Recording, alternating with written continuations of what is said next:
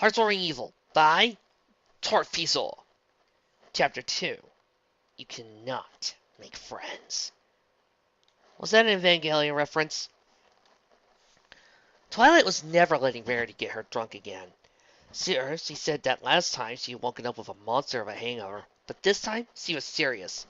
Her head was killing her. Her body felt like it was made out of lead. No amount of fun while drunk could be worth this torment. Has he even made it back to her rooms?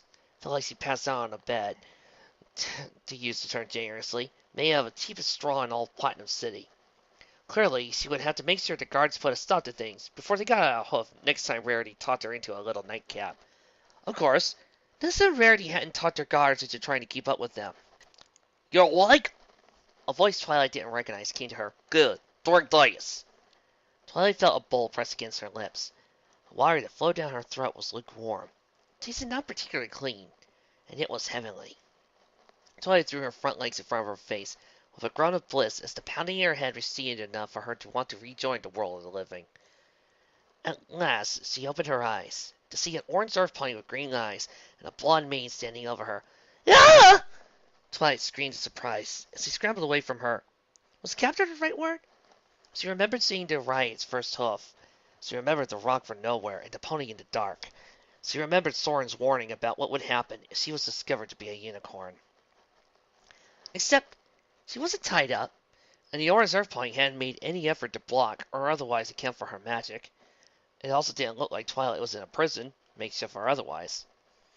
Around her was a small space that haphazardly blended areas to cook and eat, as well as to sleep and live. This looked like someone's house, to use the term very generously. "Relax," the orange earth pony said. "If I wanted you dead, I had my chance when your head had that run-in with a rock in front of me. Not hard to recognize the youngest court sorceress since the cover to clever, and not hard to figure out what unicorns do to us if you wound up dead here in Dirtville." "Where exactly is here?" Twilight cautiously ventured to question. "And how long was I out?" 15, maybe 20 minutes. Rock didn't hit hard enough to do any real damage. Here is home, or as much home as you unicorns let my earth pony live these days." 20 minutes, Twilight said. "Thank you for saving me, but I have to get out before it's too late." "No way." The orange earth pony moved in front of the rickety door. "You were lucky enough for only 2 ponies that I found your sorry body. Plenty of earth ponies wouldn't care that your friends would burn this whole part of the city to ask if you got killed down here. They reckon taking you as a fair trade. Now, I don't know what a pony like you is doing here, but I'm not about to let you go back out there and get us all killed." "You don't get it. That!" Twilight pointed to the small dark window. "Will keep happening if I don't go back out there and find a way to stop it. And I promise you, it'll only keep getting worse for you earth ponies." "So what?" The earth pony clearly didn't believe her. "I'm supposed to believe you, the court sorceress, are actually some sort of earth pony sympathizer? Awful good job of you doing hiding behind the roundups, deportations, make it near impossible for an earth pony to make enough to eat. Yeah, you just love us." "No, I'm not one of those unicorns." "Look, I'll spell you the unicorn politicking, but Sombra, the Chancellor, is running away with power in the government, and he's the one behind all this. I won't lie to you. I think the walls should come down or anything like that. Everything you just said, though, that's destabilizing New Unicornia, and it's upsetting the balance we lived with since Princess Platinum and Clover the Clever. I don't like it one bit, and I think it needs to stop. So you need to let me out of here so I can do what I came here to do." "Alright," the earth pony smirked. "You want to take your chances with that? Be my guest."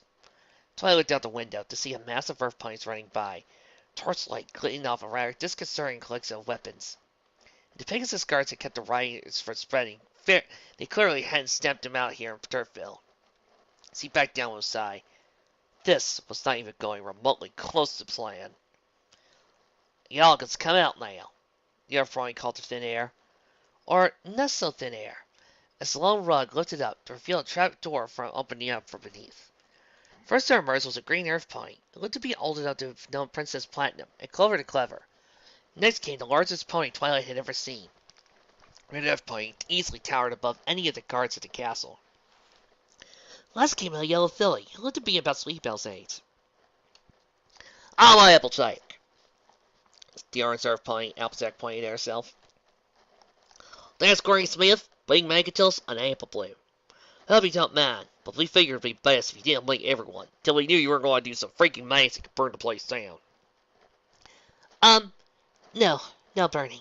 Wasn't planning on it. Toya was being distracted by the filly, Apple Bloom, and was staring at her undisguised wonder.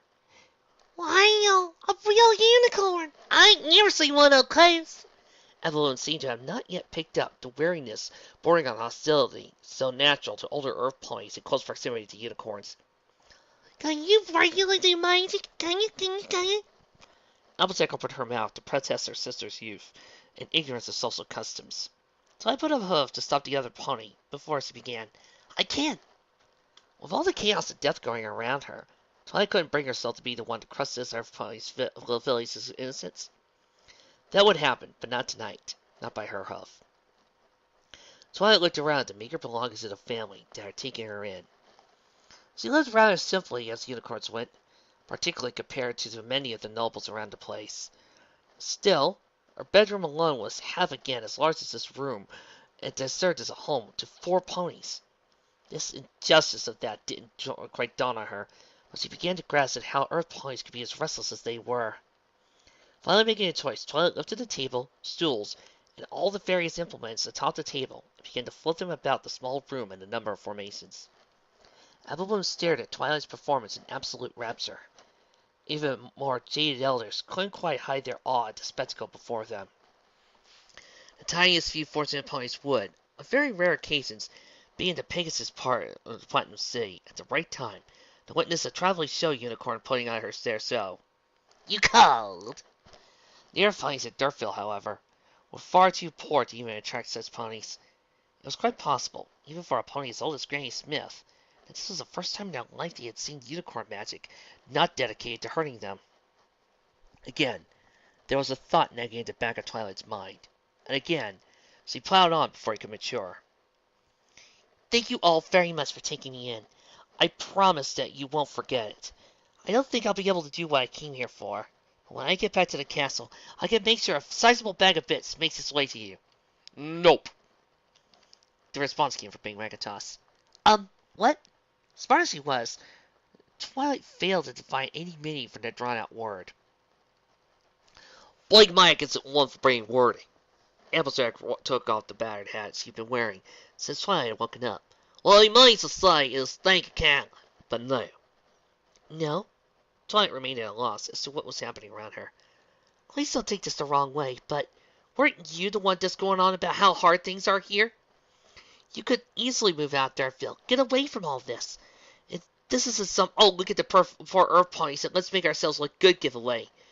You would have made a lot of ponies around here very happy by dragging me out and letting them string me up. You didn't. You took a big chance taking me in, and I owe you. A good deed is done wrong. Granny Smith stumbled forward. Sounds like everybody's a unicorn task who could do well to learn. Ain't after your thick skulls up in your mansion and palaces, and you'll do more good for every pony in this seat than 1,000 bagsmiths are worth to you. Twice sighed. Problem is, I'm pretty sure the unicorns doing this to you would agree with every word you just said. Except their definition of a good deed involves a fair deal, less cooperation, and more crushing every earth pony into the dirt until the mere thought of disobeying a Pegasus or unicorn wouldn't exist. Look, Applejack said, we ain't trying to be difficult. It's just that, well, earth ponies get mixed up with your unicorn politicking tend to end up poorly. Those houses right up against the wall, the ponies inside might have fancier place to we do and more on them, but everyone else hates them. You know, Pegasus and unicorns laugh at them and call them toadies, and the rest of us earth ponies think they're telling us the rest of us out for a pat on the head. I haven't ever thought about it like that. This day so far proves educational in any number of ways for Twilight Sparkle. Applejack went on. Besides, our papers to be here ain't exactly what you call an order. Never quite got signed. Price to get through all that red tape shot up just after we got here. Might be something to do with what's got you all riled up. And since moving up on the world we get us looked at, I think we're far asleep right where we are. Twilight blinked in surprise. She knew a great deal of earth ponies living at Dirtville, technically here legally. She had thought, however, that it might be Sombra's doing in more ways than one. Do you mind if I see them? Your papers, that is. Applejack looked puzzled, but walked over to a cabinet, rummaged around for a while, and finally came back for an unsigned set of official Platinum City residence papers. Twilight looked around for a quill and jar of ink. It took her some time to finally spot one in the corner. The thought occurred to her that Applejack and her family were probably similarly literate at best. The salt would only rarely need to try to write. Twilight uncorked the jar, took the quill in her magic, and flourished her signature at the bottom of the papers. Thinking quickly, she wrote down a date several months in the past, where the papers had room for the approval date. She figured it might look a little suspicious to have residence papers coming in through on the day of a massive riot. Here. She floated the papers over to Applejack. It's not exactly useful for me to sign these things, but I assure you, no one will question my name. You'll want to keep it out of sight for a few days, at least until the ink has time to dry completely. No one's going to believe that I signed that thing months ago if the ink is still dripping off. Applejack stared to believe. I don't know what to say. I think this is the first nice thing a unicorn's ever done for me. I always thought y'all was just a bunch of arrogant, murdering tyrants. Twilight raised an eyebrow. Applejack certainly had no problems being bluntly honest. You did save my life. I say that gets you a good deed in return. Inspiration struck. Twilight used her magic to reach beneath her cloak and remove a small necklace with Clover the Clever's cutie mark on it. Here, this is the symbol of the court sorceress. If you ever need anything, you should be able to use this to get through all the guards to me. Twilight glanced out the window. Darkness had fallen, and the rice seemed to have passed them by. I would hate to cut and run like this, but I have a chance, and I need to get out of here before Rarity sends the whole guard corps to look for me. They would burn the whole place to the ashes looking for me. That's all right. Applejack was still looking at the papers in her huff.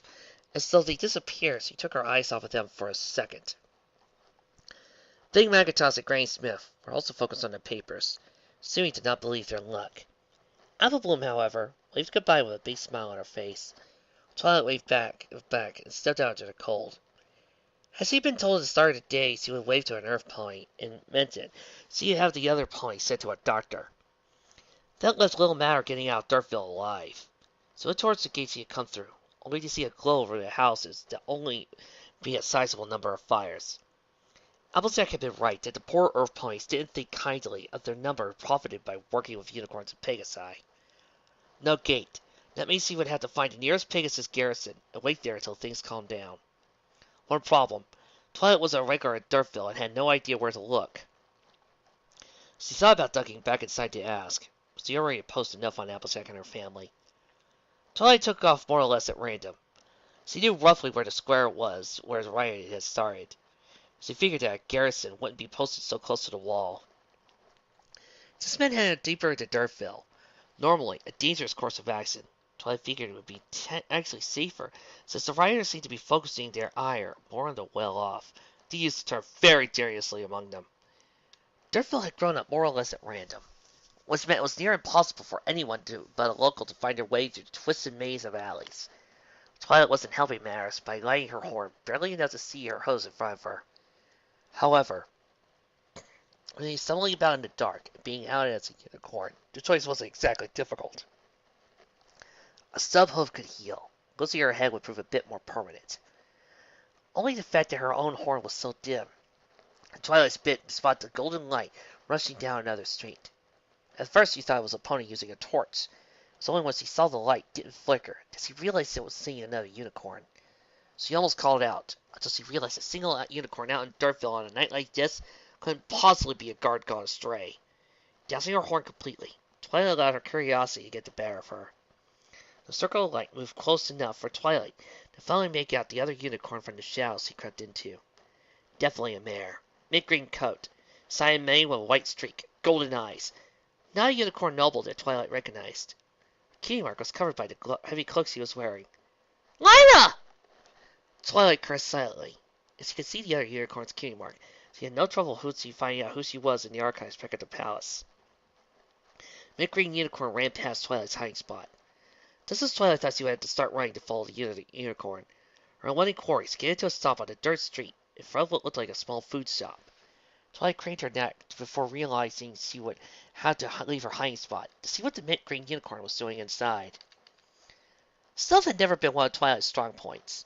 Somehow, through skill or luck, probably the latter, she found another hiding spot to let her see through the store's front window. Thus he could see the green unicorn tugging animately to a bay surf pony with a blue and pink mane. But no matter where we are, no matter what universe, Lyra will always hone in on Bonbon. Finally, the mint green unicorn moved, so Twilight got a glimpse of her cutie mark. What looked like to be a lyre, or a harp, or some other string instrument. Despite having everything she needed, Twilight still found curiosity still ruling to her spot. Her own views about Earth ponies had taken quite the beating over the course of the evening. However, she was wondering if she had seen one of those rare unicorns who believed in true Earth pony equality. The mint-green unicorn certainly seemed to be concerned for the Bay's Earth pony. Twilight had a hard time imagining a simple business relationship, bringing a unicorn to Dirtville to check up on an Earth pony, while Riot was racing uncomfortably close. As if to drive that point home, sense of anger floated down the narrow alleys. Twilight decided she had more overstayed her welcome in this particular bit of Dirtville. For all she knew, the nearest Pegasus garrison could have been a clock closer to the rioters. She never thought once about going that direction, and so she took a walk away from the noise. Perhaps, Twilight mused as she sulked down the dark street, it would have been as much of a great imposition to have asked Applejack where the nearest Pegasus garrison was. Even with the streets deserted, because of the riot, there were a great many places in Dirtville where one could get knifed over a few bits, or where one could get knifed just because the other pony was ornery. Finally, she ran into the nice, rare paved streets of Dirtville. Those were only put down near Pegasus garrisons, so the soldiers inside could move more goods too heavily to fly in. Twilight ran down the street, unseemingly using her horn to light the way. No riders would dare attack one of these grim stone fortresses shoved into the city.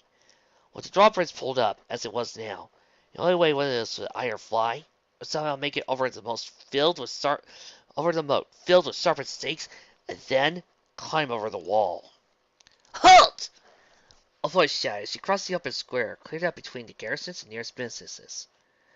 Twilight knew perfectly well that there was a nervous Pegasus on the walls with a crossbow pointing at her.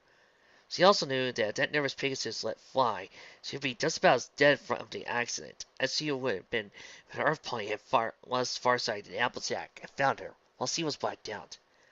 Fortunately, Twilight found a way to calm the Pegasus pointing the crossbow at her. She threw back her hood and sent a flare of sparks into the sky. The reaction was almost immediate.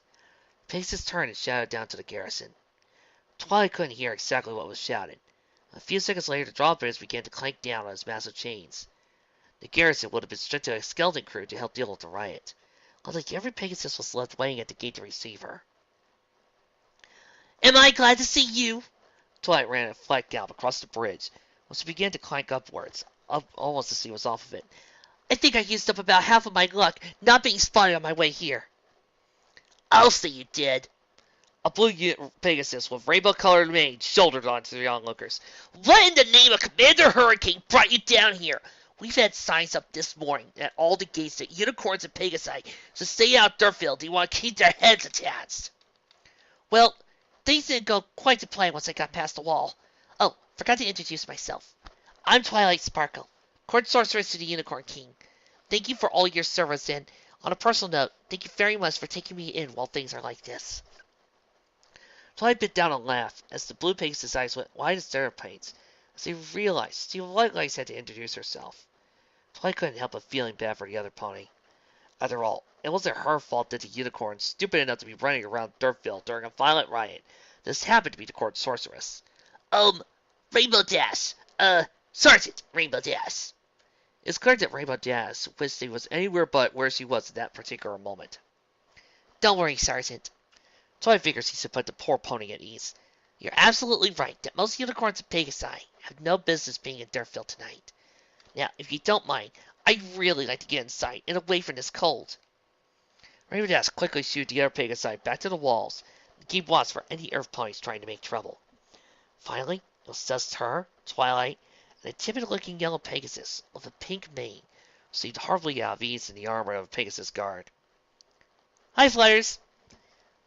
Twilight followed as they started walking towards the imposing tower that was the keep of the Pegasus garrison. Mine couldn't help wandering to that mint green unicorn she'd seen earlier tonight.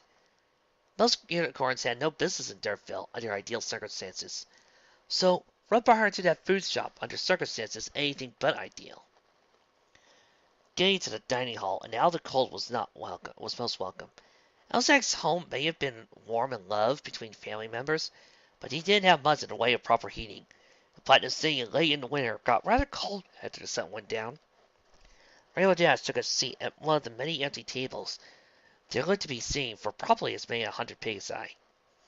Twilight didn't think there were more than 10 or so still guarding the garrison. I take it you're in charge of this place? Twilight sat down across from Rainbow Dash and the still nameless yellow Pegasus. Well, no, well, yeah. I mean, I'm in charge until someone who outranks me gets back, which is every other sergeant here and all the officers. Some post commanders left their best subordinates behind when the garrison was going to be on the side of the skeleton crew. Others, including this one apparently, were left behind or worse. Or Twilight reflected, the ponies he thought least of. Rainbow Dash didn't strike her as particularly incompetent. So why has he been left behind? I don't think I know who your friend is. Twilight pointed to the yellow Pegasus. She could get Rainbow Dash talking about Pegasi she was leading. Maybe she could gain some useful insights. Yellow Pegasus mumbled. I don't think I quite caught that. Twilight was being polite. She rarely realized the Yellow Pegasus was speaking when her mouth was open. She's Fluttershy. Rainbow Dash provided the answer. She doesn't do well with new ponies or ponies she knows, or really any ponies at all. Please don't take this the wrong way, but how does a Pegasus who doesn't do well with ponies wind up at a Pegasus garrison at Dirtville? It's not Fluttershy's fault that there's no jobs for a Pegasus whose special talent is dealing with animals. Twilight wasn't surprised that Rainbow Dash answered. At least, if she's here, I can look after her. And when she does come out of her shell, she's absolutely great at talking ponies down. I mean, we almost had a riot here 2 weeks ago instead of tonight. Poor Cloud Kicker shot this Earth pony on her first day and went to stop at the bridge for us to inspect his cart. Stupid Lightning Dust wanted to apologize, kept saying it was a clear sign that the Earth ponies are inferior and can't follow such a simple instruction for their bearers. But first I got out there and got it all sorted out. Now the Earth pony has been delivering stuff here for years, and we pretty much waved him through, but Cloud Kicker was alone, so he didn't know that yet. Really? Twilight had a few problems believing Fluttershy could manage the volume, let alone the willpower to sort out such a prickly matter. Yeah, Fluttershy really doesn't do well with violence. She's like a totally different pony. She thinks 2 ponies are about to fight. I mean, none of us who are stuck here tonight would have been too thrilled about smashing in Earth ponies' heads. That's why Lightning Dust makes us stay behind and makes sure we never see a promotion between all of us if we're here for the next 100 years. She takes all the Pegasi who hate Hearth ponies like her, says that if the rioters turn up here, we can just have Fluttershy talk them into giving up and not murdering us. I don't think you turn up. It'll so hurt when Fluttershy does just that. Twilight glanced over at Fluttershy. She seemed embarrassed enough at Rainbow Dash's praise to seriously be considering diving under the table. Still, her first plan to thwart Sombra had fallen to pieces, but this evening had given her the foundations of a newer, better plan. She had to do some thinking, find out who her mystery unicorn was, but it could work. Rainbow Dash, Fluttershy, when things calm down, I appreciate it if you take me back to the castle. There's some things I'd like to talk to you about on the way.